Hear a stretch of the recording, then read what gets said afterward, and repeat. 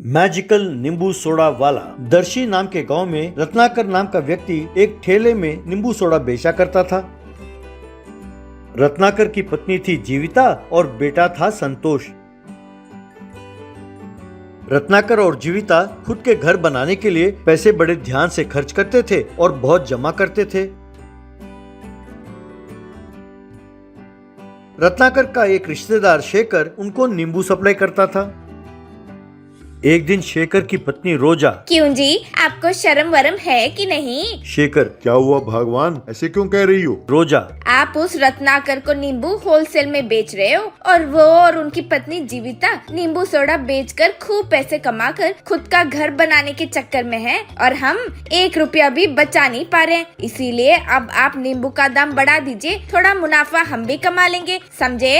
शेखर, तुम ठीक कहती हो भगवान, हमें जो पैसे मिलते हैं उससे हमारे खर्चे पूरे नहीं होते और वो रत्नाकर बड़े पैसे जमा कर रहा है। उसी के वजह से हमारे रिश्तेदारों में मेरी कोई इज्जत ही नहीं है। भाई किसी भी फंक्शन में चले जाओ, हमारे सारे सगे संबंधी उसी की इज्जत करते हैं। भाई तुमने कमाल का आइडिया दिया है, अब देखो मैं उसे कैसे परेशान करता हूँ।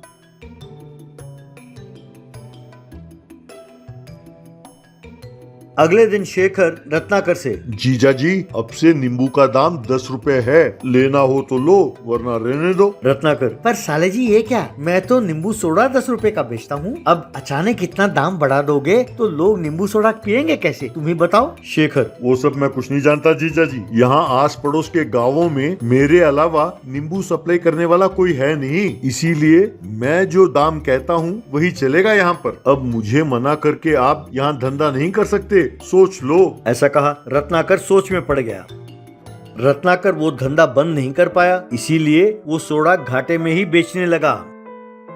उसने जो पैसे जमा करके रखे थे धीरे धीरे वो खर्च होने लगे। एक दिन रत्नाकर जीविता से, अब मैं ये धंधा नहीं कर सकता, मैं सोडा का दाम बढ़ा नहीं सकता और यहाँ पैसे खर्च हो रहे हैं, इसलिए मैं सोचता हूँ कि मैं कोई मजदूरी कर लूँ। जीविता, पर ऐसा करोगे तो हमारे सगे संबंधियों में अपनी इज्जत जाती रहेगी। वो शेखर और रोजा मिलकर हम दोनों से यूं बदला ले रहे हैं। हम आराम से जिंदगी गुजार रहे थे तो उनको जलन होने लगी, कहकर दुखी होने लगी। ये सब सुनकर संतोष भी बहुत दुखी हुआ। एक दिन संतोष स्कूल जा रहा था तो उसने देखा कि सड़क के किनारे एक साधु बेहोश पड़ा है। संतोष ने तुरंत अपने वाटर बॉटल निकाला और उन्हें पानी पिलाया।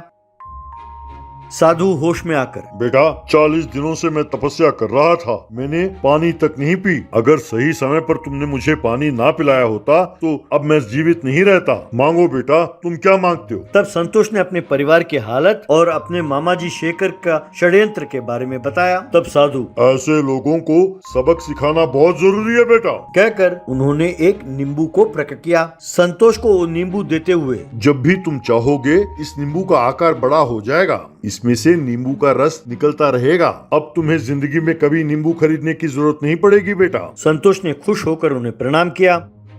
संतोष तुरंत अपने पिताजी के नींबू वाले ठेले के पास गया और उस नींबू को एक कोने में रखा।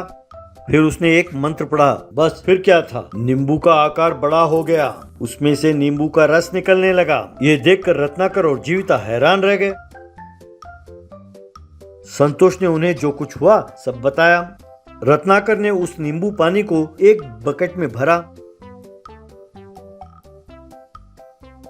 फिर उसका सोडा बनाकर बेचने लगा। उसके बाद उसने एक वाटर टैंकर ट्रक मंगवाया। उस बड़े नींबू से नींबू का रस निकलकर उस टैंक में भरने लगा। फिर उसने उस नींबू रस से भरे हुए टैंकर को फैक्ट्री की ओर भेजा।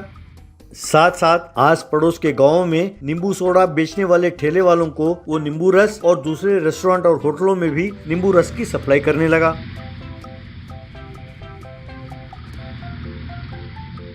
तब से शेखर के पास नींबू खरीदना सबने बंद कर दिया। उसने जो एक ट्रक भर नींबू मंगवाया था वो सब बिना बिके वहीं पड़े रहे। इस तरह शेखर और रोजा कर्ज में डूब गए। एक दिन शेखर और रोजा उस जादुई नींबू के पास आए। शेखर रत्नाकर से। जीजा जी, हमें हमारी लालच की सही सजा मिली है। मैं जान गया हूँ कि मेहनत और ईमानदारी से काम करने वाले की हमेशा जीत होती है। अब हम ये गांव छोड़कर जा रहे हैं जीजा जी। हम बस आपसे माफी मांगने के लिए आए हैं। रत्नाकर, ठहरो शेखर, अब से तुम नींबू सोडा सप्लाई का काम संभाल लो। मैं तुम्हें इस धंधे में अपना हिस्सेदार बनाता हूँ। ये सुनकर शेखर और रोजा ने मारे खुशी के उन्हें प्रणाम किया। इस तरह वो जादुई नींबू से नींबू का रस निचोड़ने लगे। रत्नाकर नींबू सोडा का ठेला चलाने लगा। शेखर नींबू का रस सप्लाई करने लगा।